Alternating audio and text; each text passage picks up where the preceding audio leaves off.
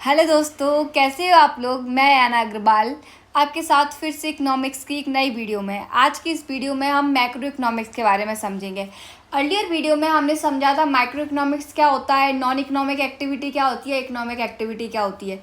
लेकिन आज की इस वीडियो में हम समझेंगे मैक्रो इकोनॉमिक्स क्या होता है।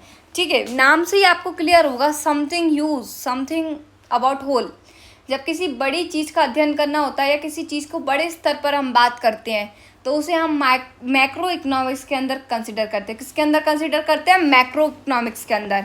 ठीक है, तो ये इसकी डेफिनेशन हो गई। ठीक है, अब इससे रिलेटेड जो पॉइंट्स है वो समझती हैं कि इसके अंदर बेसिकली आता क्या क्या है।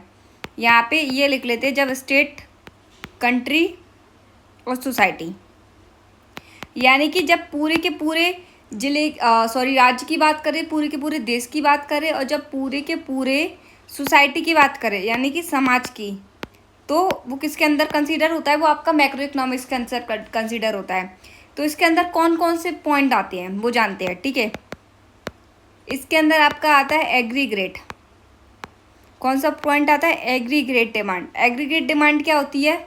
समग्र मांग, जो सबकी मांग होती है उसे एग्रीगेट डिमांड कहते हैं। वो आपकी मैक्रो इकोनॉमिक्स के अंदर आती है। ठीक है, सप्लाई, कि आप जब कोई सामान का प्रोडक्शन कर रहे हो तो उसका सप्लाई कैसे कर रहे हो, तो ये भी सबकी डिमांड होगी भाई, किसी एक इंसान की तो होगी नहीं। तो ये भी आपका मैक्रो के अंदर भी आता है, मैक्रो के अंदर भी आता है।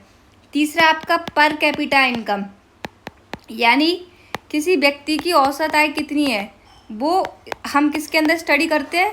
वो हम मैक्रो इकोनॉमिक्स के अंदर स्टडी करते हैं। किसके अंदर? मैक्रो इकोनॉमिक्स के अंदर। ठीक है, प्रति व्यक्ति औसत आय। क्लियर? नेक्स्ट है नेशनल इनकम, यानी कि राष्ट्र की आय कितनी है। भाई राष्ट्र की भी अपनी आय होती है ना, तभी तो वो जिलों को, राज्यों को बजट देता है। उसके हिसाब से तो वो अपने देश का काम करता है कि उसको कौन सा बिल पास करना है, कौन सा बिल पास नहीं करना। तो जब तक उसको अपनी आय का ही नहीं पता होगा वो कैसे करेगा। जैसे आप अपने घर में, आपके पिताजी काम करते हैं, आपकी माताजी काम करती हैं, तो आप जगह एक पैसा एकत्रित करते होगे अपना, बिल्कुल एकत्रित करते हैं, या तो बैंक में या घर में या कहीं ना कहीं। तो आप उस पैसे को एकत्रित करने के बाद अगर आपको किसी चीज़ की ज़रूरत पड़ती है तो आप पहले उस पैसे को काउंट करते हो ना, कितना पैसा है, अगर इस चीज़ में मैं इन्वेस्ट करूँगा तो मेरा हो जाएगा ना, और पैसा बचेगा मेरे घर के खर्चे चलाने के लिए। तो ये सारी चीज़ें भी आपकी कैलकुलेट करनी पड़ती है नेशनल लेवल पे। आप क्या सोचते हो ऐसी हो जाती है? नहीं। तो ये सारी चीज़ें किसका पार्ट है? मैक्रो इकोनॉमिक्स का। क्लियर? यानी कि नेशनल इनकम, राष्ट्र की आय कितनी है। पॉवर्टी, पॉवर्टी भी इसी के अंदर काउंट होती है, यानी कि निर्धनता कितनी है देश के अंदर, ये सारी चीज़ें भी इसी के अंदर काउंट होती है। इनकम इनक्वालिटी, आय की असमानता, क्या? आय की असमानता, इनकम इक्वालिटी।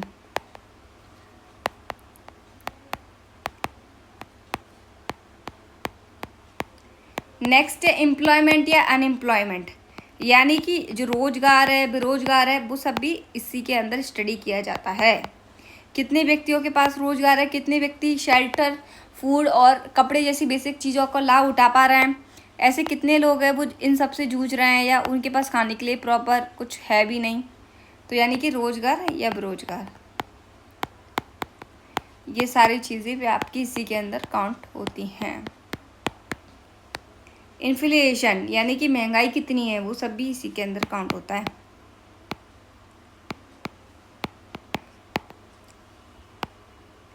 किसी सामान पर कितना बढ़ गया, कितने का खर्चा आया, ये सारी चीज़ें भी आपकी मैक्रो इकोनॉमिक्स के अंदर आती है। मुद्रास्फीति और जीडीपी, यानी कि देश की जीडीपी कितनी है, यानी कि ग्रॉस डोमेस्टिक प्रोडक्ट, सकल घरेलू उत्पाद। नाम सुना होगा।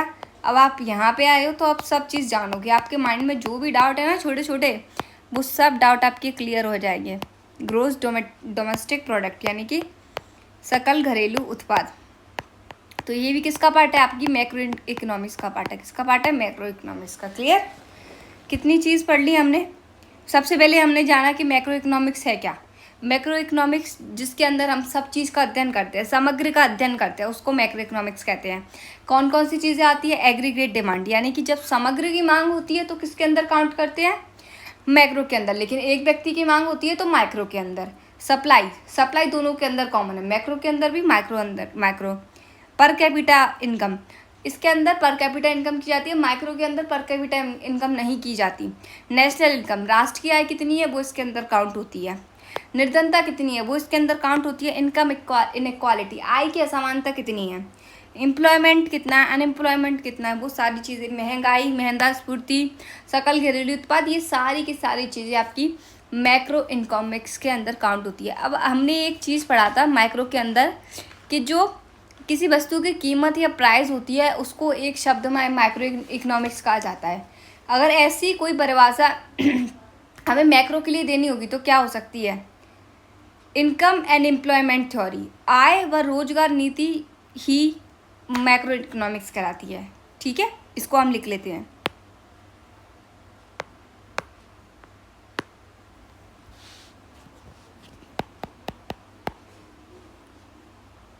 इनकम एंड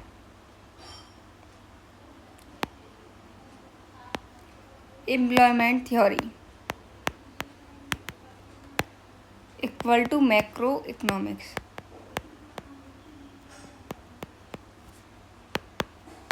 आय व रोजगार नीति,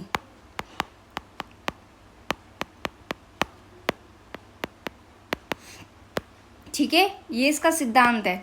जैसे उसके अंदर क्या था आपका कि किसी व्यक्ति के लिए प्राइस, किसी चीज़ की प्राइस स्टोरी क्या है, और इसके अंदर किसी व्यक्ति की आय और रोजगार नीति क्या है। क्लियर? अब हम जानते हैं कि इन्वायरमेंटल इकोनॉमिक्स क्या होता है, पॉजिटिव इकोनॉमिक्स क्या होता है, नॉर्मेटिव इकोनॉमिक्स क्या होता है, और छोटे छोटे से आपकी जो नोट वाले पॉइंट है। फिर हम जानेंगे कि किसी व्यक्ति की आय का आधार क्या होता है, इनकम जो क्लासिफिकेशन होता है, वो सारी चीज़ें एक एक करके जानेंगे। तो पहले क्या जानते हैं? Environmental economics. क्या जान रहे हैं हम? Environmental economics.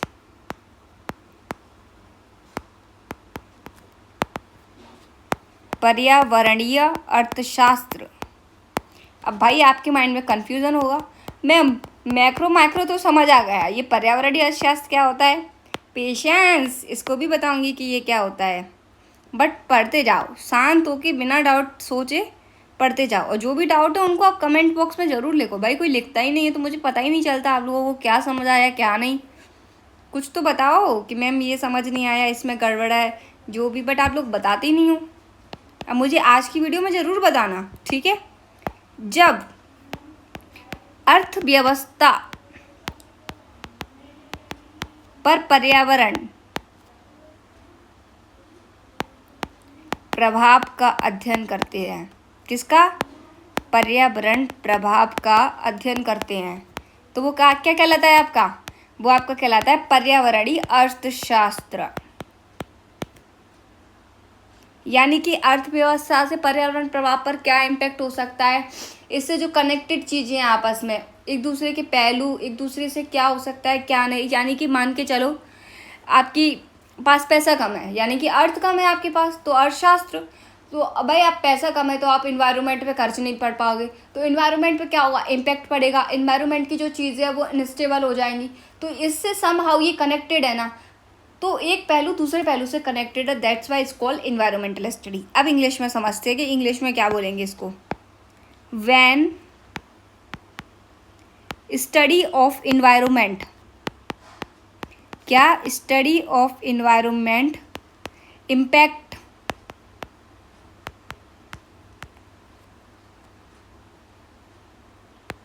And economic policy. ठीक है, ये आपका हो गया इन्वायरमेंटल इकोनॉमिक्स। अब ऐसा कौन सा है कि भाई ये तो हमने लिख लिया, अब इसमें एग्जाम्पल तो बताओ मैम। यहाँ पे एग्जाम्पल लिखते हैं, ठीक है? एग्जाम्पल आपका लिख सकते हैं, इंक्रीज इन इंडस्ट्रीज,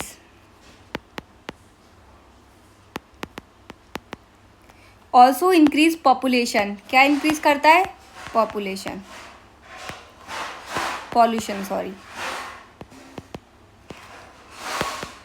उद्योगों में वृद्धि प्रदूषण में भी वृद्धि करता है। यानी कि अगर आप ज़्यादा से ज़्यादा इंडस्ट्री खोलोगे, आपने अलग अलग चीज़ की फैक्ट्री स्टेब्लिश कर दी, करते जा रहे हो क्योंकि आप अपना बेनिफिट देख रहे हो। पर्यावरण के बारे में तो आप सोच ही नहीं रहे। आप सोच रहे हो मैं कितना पैसा कमा लूँ, मैं कितना अमीर बन जाऊँ। आप सिर्फ अपने बारे में सोच रहे हो ना, आप इकोनॉमिक्स के साथ खेल रहे हो, लेकिन आप पर्यावरण के बारे में तो सोच ही नहीं रहे। और आपको पता है कि पर्यावरण और इकोनॉमिक्स एक दूसरे के साथ कनेक्ट है। अगर एक हाथ आपका पर्यावरण है तो दूसरा हाथ क्या है, इकोनॉमिक्स। तो इकोनॉमिक्स को भरोगे तो पर्यावरण क्या हुआ, खिसक जाएगा। तराजू के कितने पल्ले होते हैं, 2 पल्ले होती है। अगर आप एक एक भरते जाओगे तो दूसरा क्या होगा, दूसरा नीचे ही रह जाएगा। तो इन्वायरमेंट पे भी फोकस करना इंपॉर्टेंट है, नहीं तो इन्वायरमेंट क्या होगा, ख़त्म होगा। इन्वायरमेंट ख़त्म होगा तो हम सब ख़त्म हो जाएंगे, क्योंकि हम अपने जीवन की सारी चीज़ें इन्वायरमेंट पे डिपेंडेड है। आज यहाँ पे हम स्टेबल तरीके से बैठे, स्टेबल तरीके से सारी चीज़ें कर पा रहे हैं, just because only environment. If environment does not exist then nothing will be possible. Are you getting? तो हमें दोनों हाथों को एक तरीके से मेंटेन करना पड़ेगा, दोनों तराजू के पल्लों को इक्वल रखना पड़ेगा, तभी वजन एक साथ होगा। समझ रहे हो? तो यहाँ पे हमने लिखा कि भाई जब औद्योगिक में वृद्धि होगी तो प्रदूषण में भी वृद्धि होगी। प्रदूषण क्यों पीछे जाएगा भाई, प्रदूषण में भी वृद्धि होगी। आपने देखा दिल्ली के अंदर, दिल्ली की जो नदी है यमुना, उस कितनी पॉल्यूटेड हो गई है कम्प्लीटली। तो जस्ट बिकॉज क्योंकि दिल्ली में सब इंडस्ट्री पे फोकस करना है, पर्यावरण पे फोकस नहीं कर रहा है, दैट्स वाई। क्लियर? अब इन्वायरमेंटल इकोनॉमिक क्लियर है, मैक्रो इकोनॉमिक्स क्लियर है, माइक्रो इकोनॉमिक्स क्लियर है। अब हम पढ़ेंगे पॉजिटिव इकोनॉमिक्स क्या होता है।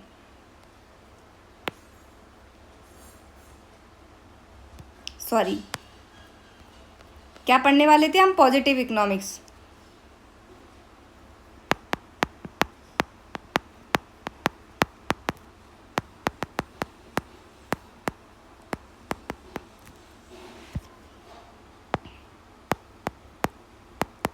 सकारात्मक अर्थशास्त्र।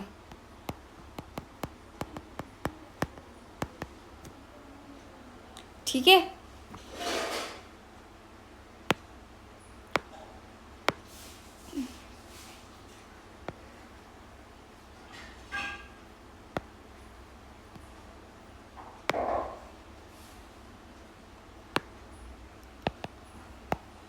जब अर्थशास्त्र में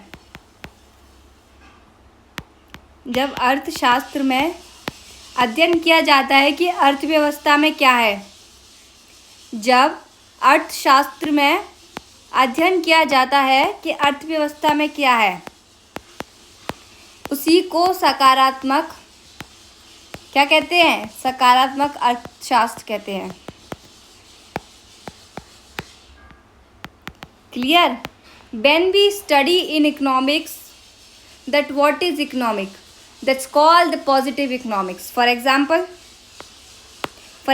क्या हो सकता है, एग्जाम्पल है high income inequality in India, Bharat में आय की समानता। अगर एक व्यक्ति अमीर है तो दूसरा व्यक्ति निर्धन है, यानी कि एक बीपीएल धारक है तो दूसरा एपीएल धारक है। बी मतलब बी बिलो पॉवर्टी लाइन, ए मतलब अबव पॉवर्टी लाइन। यानी कि एक व्यक्ति की महीने की आय है 1,00,000 रुपये, एक व्यक्ति के महीने की आय है 10,000 रुपये, तो सीधा 90,000 का डिफरेंस है। It's a huge difference, so that's called positive economics. ठीक है, high income inequality in India, Bharat में आय की असमानता। क्लियर? अब हमने ये चीज़ें जान ली, अब हम जानेंगे नॉर्मेटिव इकोनॉमिक्स के बारे में। किसके बारे में? नॉर्मेटिव का मतलब क्या होता है, सुना है कभी वर्ड नॉर्मेटिव इकोनॉमिक्स? कौन सी इकोनॉमिक्स? नॉर्मेटिव। क्लियर और नॉट? यहाँ पे हमने लिख लिया नॉर्मेटिव इकोनॉमिक्स। जब अर्थशास्त्र में अध्ययन किया जाता है कि अर्थव्यवस्था में क्या होना चाहिए, समझ रहे हो? जब अर्थशास्त्र में अध्ययन किया जाता है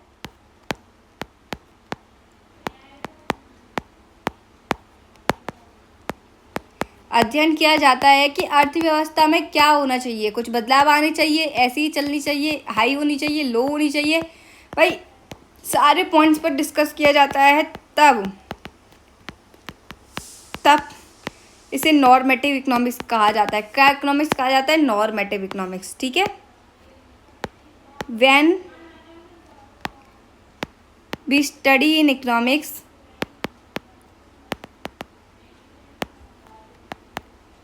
that what should be in economics,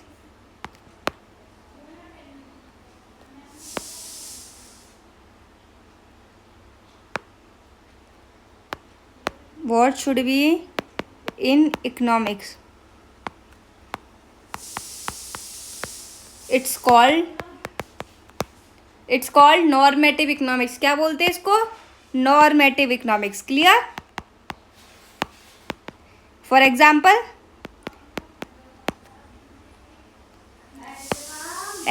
है भारत में आय की समानता होनी चाहिए। अगर एक पहलू पे हम पढ़ रहे हैं कि आय की असमानता, उसे हमने बोल दिया पॉजिटिव इकोनॉमिक्स। अब हम कह रहे हैं कि आय के अंदर इक्वालिटी होनी चाहिए, यानी कि जो गरीब आदमी है और जो अमीर आदमी है, दोनों की आय कैसी होनी चाहिए? इक्वल होनी चाहिए, ज़्यादा डिफरेंस नहीं होना चाहिए। तो उसको क्या बोलेंगे? उसको बोलेंगे हम नॉर्मेटिव इकोनॉमिक्स। जिस कंट्री के अंदर नॉर्मेटिव इकोनॉमिक्स होती है उसके अंदर कभी डिस्क्रिमिनेशन वाली फीलिंग नहीं आती। कौन सी वाली फीलिंग नहीं आती? डिस्क्रिमिनेशन वाली। अब क्लियर है? जिसके अंदर आय की असमानता होती है उसको क्या बोलते हैं? Positive economics. जिसके अंदर आय की समानता होती है उसे क्या बोलते हैं? Normative economics. जिसके अंदर पर्यावरण को खतरा होता है, पर्यावरण पर इम्पैक्ट पड़ता है, उसको क्या बोलते हैं? Environmental economics. क्लियर? इसमें एग्जांपल लिख लेते हैं। भारत में आय की समानता होनी चाहिए। Income equality should be in India.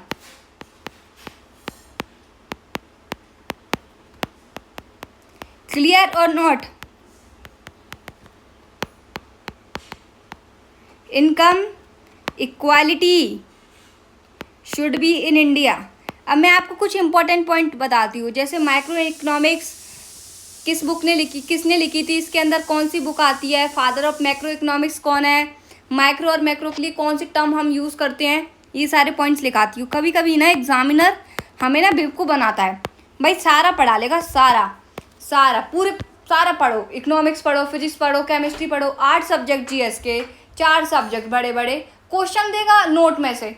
तो इसलिए नोट पे भी फोकस करो। और मैं नोट आपके हमेशा प्रायोरिटी देती हूँ कि ग्रीन कलर से लिखूंगी। ठीक है? तो यहाँ पे मैं आपके नोट्स लिख रही हूँ। ठीक है? Father of micro economics, economics के फादर कौन है? Adam Smith. इंडिया के अंदर इकोनॉमिक्स के फादर कौन है? कौटिल्य चाणक्य। ओके, उनको राजनीति के फादर भी कहते हैं। अब हम पढ़ने जा रहे हैं माइक्रो इकोनॉमिक्स के फादर। किसके फादर? माइक्रो इकोनॉमिक्स के फादर। माइक्रो इकोनॉमिक्स के फादर कौन है? Alfred Marshall. कौन है? अल्फ्रेड मार्शल, जो ब्रिटेन के रहने वाले थे। कहाँ के रहने वाले थे? ब्रिटेन के। इनकी बुक है, बुक का नाम क्या है? प्रिंसिपल्स ऑफ इकोनॉमिक्स, जो स्पेशली माइक्रो इकोनॉमिक्स के लिए बुक। ठीक है?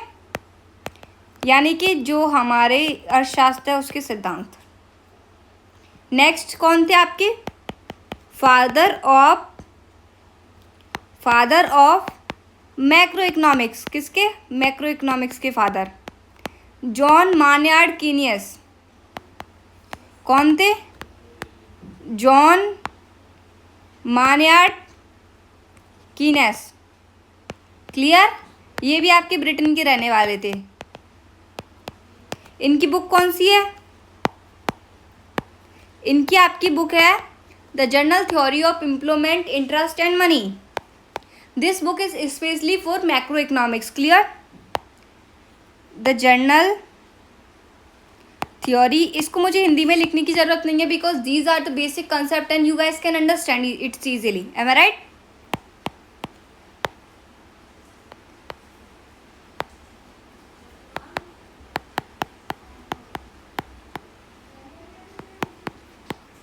Interest and money.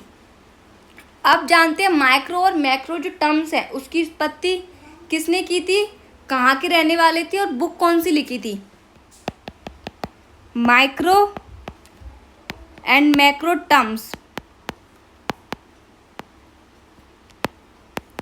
कॉइंड मतलब यहाँ पे आपका उत्पत्ति हो गया, समझ लेना। ठीक है? किसने की थी इसकी उत्पत्ति? रेंजर फ्रिश कहाँ के रहने वाले थे? नॉर्वे के, नॉर्वे कंट्री। इनकी बुक कौन सी थी? बुक थी इनकी problems and method of economics. Problems and method of economics. अब हमने कितने पॉइंट पढ़े नोट के अंदर? Father of micro economics Alfred Marshall, book principle of economics. Father of macro economics John Maynard Keynes. Macro and macro terms कौन सी है? Ragnar Frisch, यानी कि problems of method of economics. इतनी चीज़ें हमने समझ ली। अब हम जानेंगे कि आय के आधार कौन कौन से है, यानी कि जो आपकी ऐसे लोग जो मिडिल क्लास इनकम के अंदर आते हैं, अपर क्लास इनकम के अंदर आते हैं, लोअर क्लास इनकम के अंदर आते हैं, उनकी आय कितनी होनी चाहिए। तो ये सारे पॉइंट्स, ठीक है।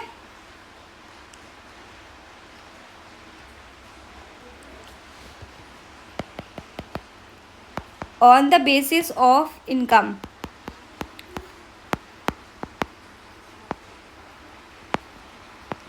आय के आधार पर। किसके आधार पर? आय।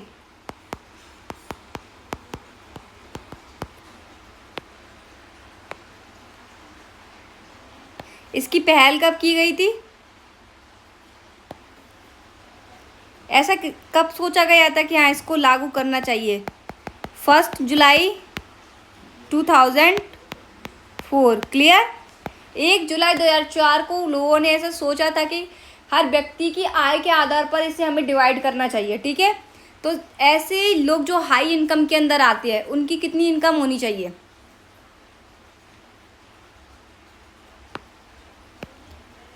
हाई इनकम मोर देन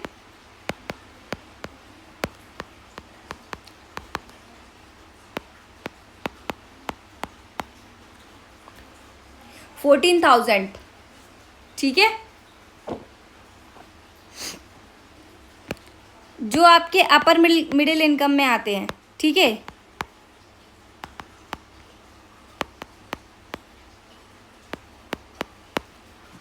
उनकी 4, 5, 16 से लेके आपकी 14,005 तक, ठीक है। यानी 4,516 से लेके 14,005 तक। क्लियर? अब आपकी आती है लोअर मिडिल इनकम। ऐसे लोग जो लोअर मिडिल इनकम उनकी होनी चाहिए लेस देन 1145, यानी 1,145 से कम। और लो इनकम जो एक ही एकदम लो है भाई, सबसे गरीब वर्ग के अंदर आते हैं, उनकी कितनी होनी चाहिए?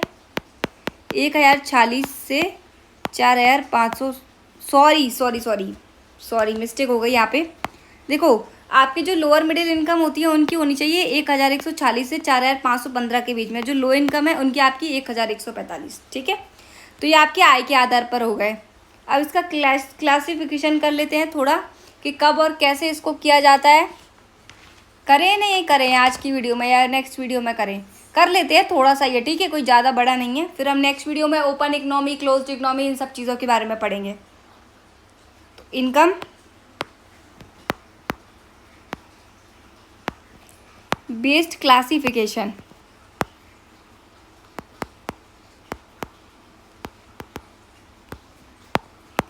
आय आधारित वर्गीकरण,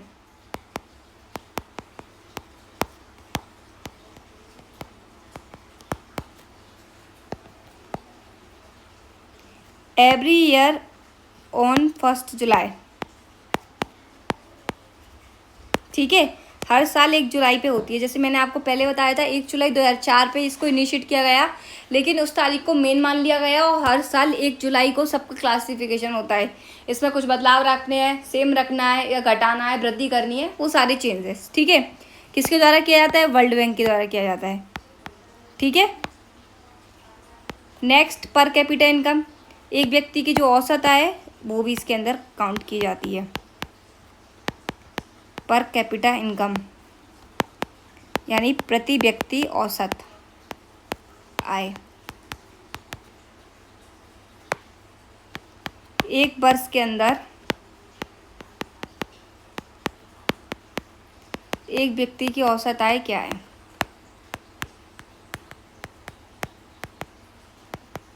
क्लियर और नॉट? और भारत के अंदर जो लोग लोअर मिडिल इनकम में आते हैं उनकी एवरेज कितनी होती है?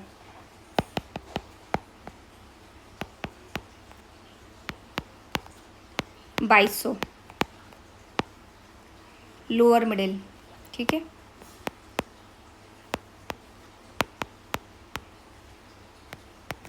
Average income.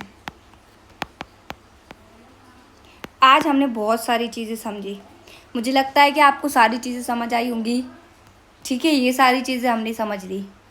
अब हम कल की वीडियो में समझेंगे ओपन इकनॉमी क्या होती है, क्लोज्ड इकनॉमी क्या होती है, जो बेसिस ऑफ डेवलपमेंट है इकोनॉमिक्स के आधार पर वो क्या है, जीने के स्तर क्या है, आइडियोलॉजी क्या है।